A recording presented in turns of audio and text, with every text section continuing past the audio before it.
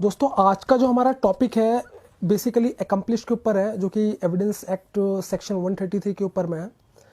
उस टॉपिक को समझाने का रीज़न ये है कि एक तो ये टॉपिक अगर आप प्रैक्टिसिंग लॉयर हो तो भी ये टॉपिक आपके लिए इम्पॉर्टेंट है, और even if you are writing for your judiciary mains exam आप लिखोगे इन फ्यूचर में या लिखना चाह रहे हो तो भी ये टॉपिक बहुत इंपॉर्टेंट है। और उसके अलावा जो अपकमिंग जैसे बिहार एपीयू का मेंस है उसमें प्रॉपर एक पेपर है ये, और अब प्रीलिम्स का भी जो पेपर होगा आपका फ्यूचर में, जैसे भी आपने हरियाणा का दिया है और प्रोबेबली राजस्थान का भी आने वाला है, आई थिंक 28 तारीख है, और अपकमिंग और भी सारे जुडिशरी के हैं। तो उसमें ये टॉपिक जो है I mean Indian evidence act की अगर मैं बात करता हूँ तो उसमें ये जो सेक्शन है इससे बहुत ज़्यादा रिलेवेंट क्वेश्चंस बनते हैं।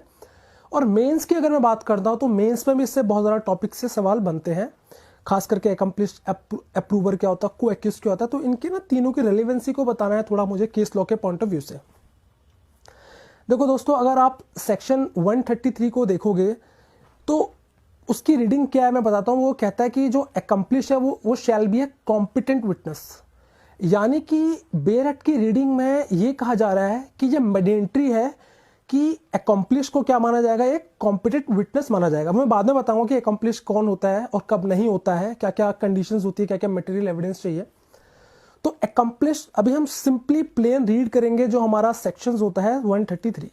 सेक्शन 133 सिंपली कहता है कि accomplish shall be a competent witness, ठीक है ना, और उस विटनेस की गवाही के आधार पे कन्विक्शंस को गलत नहीं ठहराया जाएगा, सिर्फ इस वजह पे कि भाई वो जो कम्प्लिश था उसकी कह सकते हैं कोरोबोरेशन नहीं करा गया, यानी कि उसने जो एविडेंस दिए थे उस मटेरियल एविडेंस के आधार पे उसको कोरोबोरेट नहीं करा गया और एविडेंस से, इस वजह से उसको हम क्या करेंगे, एज ए कॉम्पिटेंट विटनेस नहीं मानेंगे। ये कोई रीजन नहीं होता। मतलब है कहने का कि एकम्प्लिश अगर एक कॉम्पिटेंट विटनेस है पहली बात तो, और मेयरली कभी भी उसके को एक्यूज्ड जो उसके साथ होंगे उसकी कन्विक्शन को हम इलीगल इसलिए नहीं कहेंगे कि भाई क्योंकि जो एकम्प्लिस था उसकी विटनेस गवाही को अनकॉरोबोरेटेड करा गया है या अनकॉरोबोरेट नहीं है, मेरली इसके आधार पे हम उसको एज ए कॉम्पिटेंट विटनेस नहीं मानते, ऐसा नहीं कह सकते। यानी कि सेक्शन तो अपने आप में शैल कह रहा है, नहीं मैंडेटरी है। लेकिन आप अगर इसी सेक्शन को 133 को जब आप इलस्ट्रेशन बी पढ़ोगे, section 114 114 section Indian evidence act का, जो कहता है कि जब तक मटेरियल एविडेंस से प्रूफ ना हो, मटेरियल एविडेंस से कि ये जो एकम्प्लिश है ये जो बात कह रहा है सही कह रहा है, तब तक खाली एकम्प्लिश की एविडेंस के आधार पे हम क्या कर सकते हैं, किसी को कन्विक्शन नहीं ठहरा सकते, ठीक है ना। अगर आप दोनों को कंबाइन करोगे तो एकम्प्लिश होता है क्राइम इन पार्टनर, को पार्सिपस यानी कि वो व्यक्ति जो कि पार्टनर इन क्राइम था। अब पार्टनर इन क्राइम का मतलब कैसे है कि एक्ट हो रहा है, कोई भी ट्रांजैक्शन हो रहा है, कोई भी ऑफेंस हो रहा है, तो बराबर का भागीदार है वो व्यक्ति, उसके सामने हो रहा है, उसको सब पता है। तो ऐसे व्यक्ति को हम क्या बोलते हैं, एकम्प्लिश बोलते हैं। सपोज करो ए बी सी 3 लोग हैं और 3 लोग क्या करते हैं, किसी व्यक्ति का मर्डर का प्लान बनाते हैं, यानी कॉन्स्पिरेसी करते हैं, 120B और मर्डर का प्लान करते हैं। 2 लोग मारने जाते हैं, एक घर के बाहर खड़ा होता है। तो तीनों लोग हैं इस केस में, मारने तो 2 लोग गए हैं, बट जो तीसरा व्यक्ति जो घर के बाहर खड़ा है वो ये देखने के लिए खड़ा है कि कोई व्यक्ति आ तो नहीं रहा, मतलब अगर इन केस कोई वार्निंग सिग्नल देना है। तो इस तरीके से जो व्यक्ति सी बाहर खड़ा है और ए भी मारने गए हैं, मान लो ए भी मार के आ जाते हैं, सी ने ऑल्दो एक्टिवली इन्वॉल्व नहीं था ऑफेंस में, लेकिन तीनों ने क्या करी थी, 2 से ज्यादा लोग थे, 3 लोग हो गए, बट तीनों लोग ने क्या करा था, ऑफेंस को क्या करा था, आई मीन बैठकर उन्हें कॉन्स्पिरेसी रची थी। तो इसका मतलब तीनों की इंटेंशन क्लियर थी कि वो मारना है। सी जो है वह बाहर खड़ा है, ऑल्दो उसने कोई ट्रांजेक्शन, उसने कोई एक्ट नहीं करा है, बट वो इंटेंशनली क्या था, उनके साथ जुड़ा हुआ था। तो ऐसे केस में क्या होगा, ये तीनों A B C as a accomplice माने जाएंगे। अब सवाल ये आता है कि किन किन केसेस में एकम्प्लिश को एज ए विटनेस माना जाएगा, यानी कि उसको पार्डन कर देता है, टेंडर टू पार्डन, जो कि 306 ऑफ CRPC है, जिसमें कहा गया है कि अगर कोई व्यक्ति जब क्या हो जाता है, गुनाह को कबूल कर लेता है, सच्चाई बताता है कि सर इस तरीके से ऑफेंसेस हुआ था, हम लोगों ने इस तरीके से हथियार यहाँ लिए थे, यहाँ से खरीदे थे, मारने कितने बजे प्लानिंग करी थी, इतने बजे हम गए थे, वहाँ रुके थे, इस तरीके से इसको मारा। तो जो व्यक्ति ये सारे जो इन्वॉल्व था क्राइम में, वो सब चीज़ जो बता रहा है इस केस में, वो क्या होगा यहाँ पे एज अकम्प्लिश होता है। लेकिन कई केसेस ऐसे होते हैं जहाँ पे अकम्प्लिश बना दिया जाता है, फॉल्सली इम्प्लीकेट कर दिया जाता है, यानी कि उसको as a crime in partner बना दिया जाता है, बट ऑल्दो वो जो व्यक्ति होता है, जो पर्सन होता है इन पर्सन, उसमें उस ऑफेंस में इन्वॉल्व नहीं होता। तो पहले हमें ये समझना है कि किस केसेस में अकम्प्लिश नहीं माना जाता। देखिए, अगर कोई व्यक्ति मजबूरी में उसको थ्रेट दिया जा रहा है उसको या उसके परिवार के ऊपर कि तुम्हें ये ऑफेंस करना है, और उस केस में अगर वो ऑफेंस करता है तो वो पर्सन यहाँ पे एज ए विक्टिमाइज है, यानी कि वो वहाँ पे विक्टिम है, तो ऐसे व्यक्ति को अकम्प्लिश हम नहीं मानेंगे। ठीक है। अगर कोई व्यक्ति को, कई बार क्या होती है, पुलिस क्या करती है, पेड इन्फॉर्मर होते हैं पुलिस के, तो पेड इन्फॉर्मर भी अकम्प्लिश नहीं होता है। उसके अलावा डिटेक्टिव जो होते हैं, प्राइवेट डिटेक्टिव वाले हो गए, स्पाई जो हो गए, जासूस होते हैं, इनको भी अकम्प्लिश नहीं माना जाता है। दूसरा एक केस है, मान लो कि एक जगह ऑफेंस हो रहा है और बाई चांस वहां पे कोई चांस विटनेस आ जाता है। चांस विटनेस का मतलब है जिसके सामने ये ऑफेंस हुआ है, लेकिन वो ऑफेंस देखकर इतना डर गया कि वो शहर छोड़ के भाग गया, गायब हो गया। अब पुलिस क्या करती है, नाम आरोप ये भी आता है कि वो तीसरा व्यक्ति भी वहां पे मौजूद था जब ऑफेंस हुआ, ऑल्दो वो व्यक्ति इंटेंशनली ना तो उसका कोई क्राइम में कोई रोल था, बट वो एक कह सकते हो चांस विटनेस था, उसके सामने कोई ऑफेंस हो रहा था। अब वो व्यक्ति डर के मारे 1-2 महीने से गायब है, तो लेटर ऑन उसको, अब गायब क्यों है भाई, पहली बात उसके सामने इतना बड़ा हीनियस क्राइम हुआ है कोई, तो वो डर गया होगा, आम आदमी वैसे ही डर जाता है। तो ऐसे केस में आदमी क्या होता है, सोसाइटी से छुपता है या लोगों से डरता है। ये एक रिएक्शन है जो पर्सन टू पर्सन वेरी करता है। तो ऐसे केस में वो व्यक्ति वहां पे डर की वजह से छुपा हुआ था, ऑल्दो वो वहां पे बाई चांस था, वहां पर उसका कोई क्राइम में रोल नहीं था, तो ऐसे व्यक्ति को हम अकम्प्लिश नहीं कहेंगे। ठीक है।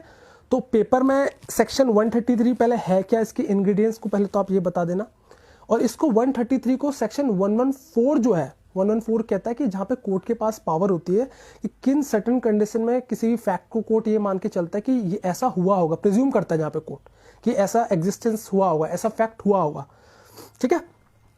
तो हमारा 133 को जब आप रीड करोगे ना, सेक्शन 114B इलस्ट्रेशन के साथ, तो वहां पे रीडिंग करके ये निकल के आएगा कि कोर्ट को हमेशा ये देखना है कि अकम्प्लिश जो एज ए कॉम्पिटेंट विटनेस तो है, लेकिन उसको कोरोबरेट करना बहुत जरूरी है, that is very important.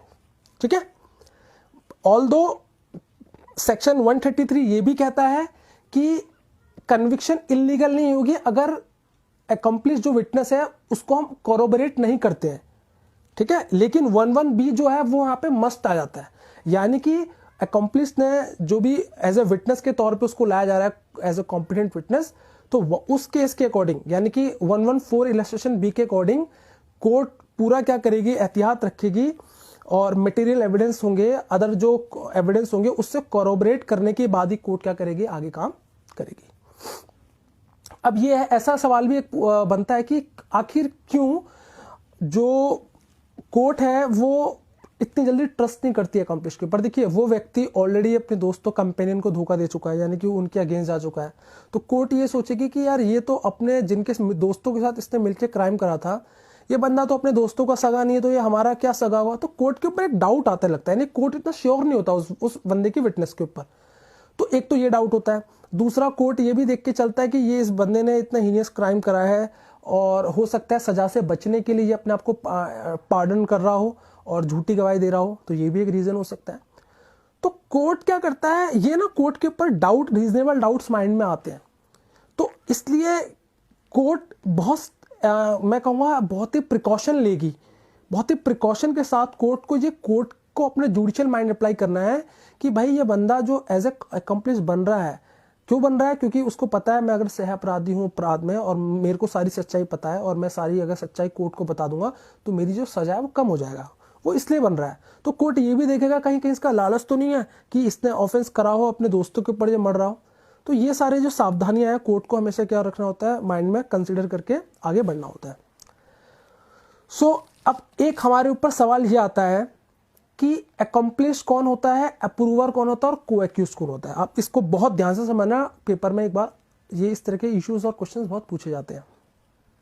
Accomplish के लिए तो आप सेक्शन 133 आई होप, अकम्प्लिश का मतलब है कि अगर व्यक्ति एनकरेज भी कर रहा है ऑफेंस के लिए, याद रखना, अबिट भी कर रहा है, भले ही उसका डायरेक्टली इनडायरेक्टली मैं कहूँ कि प्राइमा फेसी कोई इन्वॉल्वमेंट ना हो, बट वो कहीं ना कहीं एक मतलब इमोशन अटैच रख रहा है, जो बंदे ऑफेंस कर रहे हैं उनको पैसा दे रहा है या चाह रहा है कि यार आप मार डालो इस व्यक्ति को, ठीक है ना, तो ऐसा व्यक्ति भी अकम्प्लिश होगा पहली बात तो।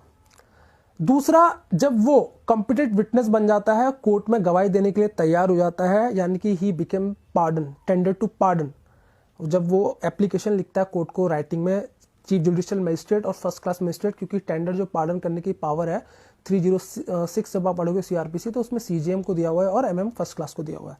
सीजीएम जो है वो इंक्वायरी, इन्वेस्टिगेशन, ट्रायल तीनों स्टेजेस में कर सकता है पार्डन, बट अगर एमएम जो है वो इन्वेस्टिगेशन में नहीं कर सकता, वो इंक्वायरी और ट्रायल में कर सकता है, और 7 साल तक की ऑफेंस है, उससे ऊपर हीनियस कोई ऑफेंस हो उस केस में कर सकता है। तो ऐसे में जो कोर्ट है वो क्या करेगी, जो अकम्प्लिश है उसकी बात को पहले कॉरोबरेट करने की ही तरफ जाएगी। भले ही सेक्शन 133 में ये लिखा हुआ है कि अनकॉरोबरेट होने के बावजूद भी उस गवाही के आधार पे कन्विक्शन ठहराया जा सकता है, वो इलीगल नहीं होगी, ठीक है।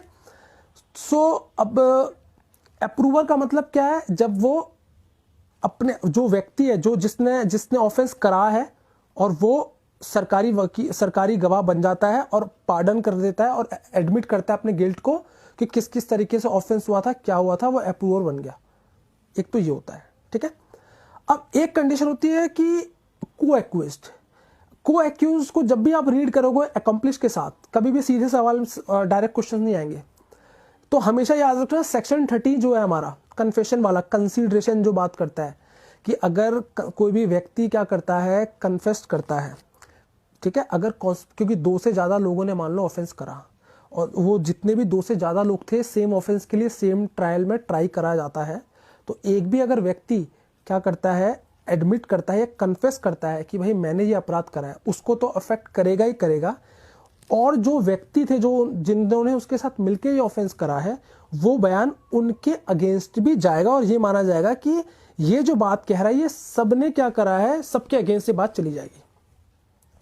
तो ऐसे में कोर्ट कंसीडर करेगा। अगर आप बेयर एक्ट पढ़ोगे 30 सेक्शन इंडियन एविडेंस एक्ट का, तो उसमें लिखा था कोर्ट में कंसीडर, ठीक है ना, बट अकम्प्लिश में सेल्फ कॉम्पिटेंट लिखा है, तो दोनों में एक तो ये फर्क है। दूसरा, अब जब मेक कंसिडरेशन की बात आ रही है कोर्ट के ऊपर, तो कोर्ट क्या करेगा, अपना जुडिशियल माइंड अप्लाई करेगा, और वहां पे वो व्यक्ति अकम्प्लिश नहीं होगा, वहां पे वो वैसे को एक्यूज होगा। जब कोई व्यक्ति अकम्प्लिश बनता है, जब वो पार्डन के लिए अप्लाई करता है, तो उसको ओथ दिलवाई जाती है, ठीक है, and then he is subjected to, जैसे अदर विटनेस का क्या होता है, क्रॉस एग्जामिन होता है। अब इसके ऊपर 3-4 केस लॉ हैं जो मैं आपको डिस्कस करता हूं थोड़ा, जो कि एग्जामिनेशन में, क्योंकि अगर आप सीधा आंसर लिख के आ रहे हो without any explaining case law, तो आप you won't I mean get fetch good marks, अच्छे मार्क्स आपको नहीं मिलेंगे, ये आप मान के रखना, क्योंकि केस लॉ आपके आंसर को ना बहुत मतलब एक सपोर्ट करता है, आप लिखना क्या चाह रहे हो, कहना क्या चाह रहे हो। तो एक केस है Ravinder Singh versus state of Haryana. इस केस को बहुत ध्यान से सुनना, ये केस मैं बता रहा हूँ, जो केस बता रहा हूँ ये बहुत ध्यान से सुनना। Ravinder Singh versus state of Haryana, इस केस में क्या हुआ था, ए और बी 2 लोग होते हैं, और ये दोनों क्या करते हैं, मारने की प्लानिंग करते हैं। ए और बी मारने की प्लानिंग करते हैं। किसकी? ए जो होता है वो अपने दोस्त बी के साथ प्लानिंग करता है अपनी वाइफ को मारने के लिए। ए का क्या होता है, किसी एक औरत के साथ एक्स्ट्रा मैरिटल अफेयर होता है, और उसकी वाइफ जो होती है उस रिलेशन के अगेंस्ट होती है। तो ए बी के साथ मिलकर, यानी बी कौन होता है, उसका दोस्त होता है, वो क्या करता है, अपनी वाइफ को किल कर देता है, मर्डर कर देता है। इन्वेस्टिगेशन होती है। अब जो बी होता है, ऑब्वियसली बात है कॉन्स्पिरेसी में पूरे साथ था वो। ए ने जब अपनी वाइफ को मारा, वो बी तब भी उसके साथ था। तो इन्वेस्टिगेशन करती है, और जब सारे चीज़ें, एक्चुअल में क्या होता है, एक और रीज़न होता है, याद रखना, अकम्प्लिश, देखो पुलिस क्यों चाहती है, ताकि ना इन्वेस्टिगेशन में हेल्प हो सके। इन्वेस्टिगेशन में कई बार सबूत नहीं मिलते, पुलिस की कोशिश यही होती है कि यार ये जो इन्वॉल्व थे ना, इनसे सच उगलवाओ, और अगर ये विटनेस बन जाएंगे या अकम्प्लिश बन जाएंगे, अप्रूवर बन जाएंगे, तो हमारे लिए इन्वेस्टिगेशन और आसान हो जाएगी। तो जो एक व्यक्ति होता है, यानी कि बी, ए का दोस्त, वो क्या बन जाता है यहाँ पे, सहअपराधी तो होता है ये क्राइम में, क्राइम पार्टनर होता है, तो वो यहाँ पर क्या बन जाता है, अप्रूवर बन जाता है। और वो सारी बात फिर बता देता है कोर्ट के सामने। कोर्ट उसकी सज़ा कम भी करती है और कोर्ट ये कहता है कि ये जो बात कह रहा है इस बात को कोरोबरेट करा जाए अदर मटेरियल से, क्योंकि कोर्ट ये कहता है कि वो व्यक्ति ए का बहुत अच्छा लॉयल फ्रेंड होता है, हो सकता है बी ने ही मारा हो, ठीक है, और बी अपने ऑफेंस को बचाने के लिए ए का नाम दे रहा हो। तो इसलिए ऐसे केसेस में कोर्ट ये कहता है कि बेटर यही होगा हमारे लिए कि ये जो बात कह रहा है, जो व्यक्ति अप्रूवर बन गया है यहाँ पे, जो एकम्प्लिश्ड है, जो सह अपराधी है, उस व्यक्ति की एविडेंस को कोरोबरेट करा जाए अदर मटेरियल एविडेंस से, देन इसकी जो गवाही होगी इसको हम सच मानेंगे। यानी कि कोर्ट क्या स्ट्रेस दे रहा है यहाँ पे, कोर्ट ये स्ट्रेस दे रहा है कि अदर मटेरियल एविडेंस भी हमारे पास हो, सो दैट ये जो बात कह रहा है हम इसको कोरोबरेट कर सके, यानी कंफर्म कर सके। ओके, एक तो ये केस है। एक और केस है बहुत फेमस है, Dagdu versus state of Maharashtra, DAGDU, Dagdu versus state of Maharashtra. इस केस में बहुत ही अच्छी ऑब्जर्वेशन दी है सुप्रीम कोर्ट ने। उन्होंने ये कहा हुआ है कि सेक्शन 133 जो है वो सिंपली सी बात करता है कि भाई अकम्प्लिस की बात पे हम क्या करते हैं, कन्विक्शन को ठहरा देते हैं, और शेल है, यानी कि इट इज नॉट नेसेसरी कि आप उसकी बात को क्या करो, कोरोबरेट करो अदर मटेरियल से। लेकिन कोर्ट ये कहता है कि अगर आप सेक्शन 114 पढ़ोगे और इलस्ट्रेशन भी पढ़ोगे तो ये कोर्ट के ऊपर जरूरी है कि कोर्ट क्या करे, उस अकम्प्लिस के विटनेस को अदर मटेरियल एविडेंस से कोरोबरेट करे, क्योंकि क्राइम इन पार्टनर है और हो सकता है वो व्यक्ति अपने आप को बचाने के लिए किसी और पे ऑफेंस मर दे, इसी वजह से। और एक जो दो केस है और एक तीसरा केस है शंकर वर्सेस तमिलनाडु, इसमें भी सेम ऑब्जर्वेशन हमारी जो है सुप्रीम कोर्ट की होती है। तो ये आप 3 केस लॉ बताइए। इसके अलावा सेक्शन जो अकम्प्लिश होता है उस सेक्शन को लिखिए। नॉट नेसेसरी कि आप पूरी statement A to Z bare act की रीडिंग होनी चाहिए, भाई ऐसा कुछ नहीं है, किसी को याद नहीं रहता, बट जो मेन इंग्रेडिएंट है आप उसको बाइफर्केट करके आप पेपर में लिखिए। फिर आप ये भी लिखिए कि अकम्प्लिश किस केस में बन नहीं सकता या किस केस में जो अकम्प्लिश होता है उसको नहीं एज अ कॉम्पिटेंट विटनेस माना जाता, जो मैंने आपको बताया कि स्पाई हो गया, ठीक है ना, पेड इन्फॉर्मर्स हो गए, डिटेक्टिव्स हो गए, और जो विक्टिमाइज होता है इस ऑफेंस का, तो ये आप बताना।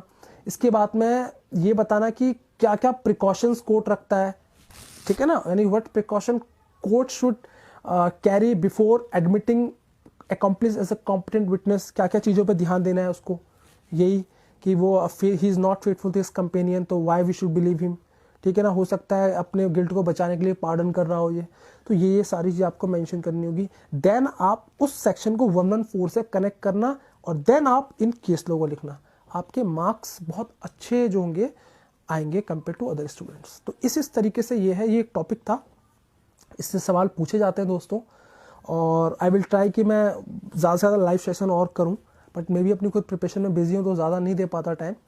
तो इस तरीके से आप अपनी आई होप कि आपको ये सेक्शन क्लियर हो गया होगा। और हमेशा याद रखना, कभी भी किसी सेक्शन को आप पढ़ो, चाहे किसी भी बेयर एक्ट का, उसको ना आप कंबाइन करके पढ़ो। जैसे 133 हमने पढ़ा है, 133 में 114 भी हिट हो रहा है और सेक्शन 13 भी आ रहा है को एक्यूज के पॉइंट से अगर देखें, तो तीनों को आप करके पढ़ोगे, आपको चीज़ें पिक्चर ना क्लियर होनी स्टार्ट हो जाएंगी। पेपर अब डायरेक्ट वाला नहीं आता है, पेपर का लेवल बढ़ रहा है, कंपटीशन डे बाय डे बढ़ रहा है, तो इसलिए ऑब्वियसली बात है कि पेपर में हो सकता है कि उसका लेवल बढ़ेगा आने वाले टाइम पे। तो इस तरीके से आप पढ़िए तो चीज़ें आपको थोड़ी इजी रहेगी। कोई भी क्वेश्चन अगर आपको पूछ रहे हैं तो आप पूछ सकते हैं, आप मेरे को कमेंट करना ज़रूर। दोस्तों मैं ज़्यादातर अपनी जो वीडियोज़ हैं, नोट्स हो गए, मैं यूट्यूब चैनल पर ज़्यादा रहता हूँ, उस पर ही मैं चीज़ें डालता हूँ। टेलीग्राम चैनल है, आप उससे भी जुड़ सकते हैं, जिसमें मैं नोट्स और इम्पॉर्टेंट डालता हूँ। खास करके दिल्ली जुडिशरी और यूपी जुडिशरी को मेन मेरा टारगेट रहता है, उसको ध्यान में रख के। मोटा मोटी 90% सिलेबस सबका सेम है, तो वो आपको ज़्यादा हेल्प करेगा।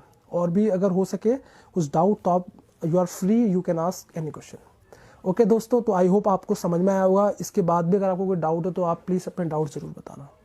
ओके दोस्तों, तो tata bye bye, this is all, thank you.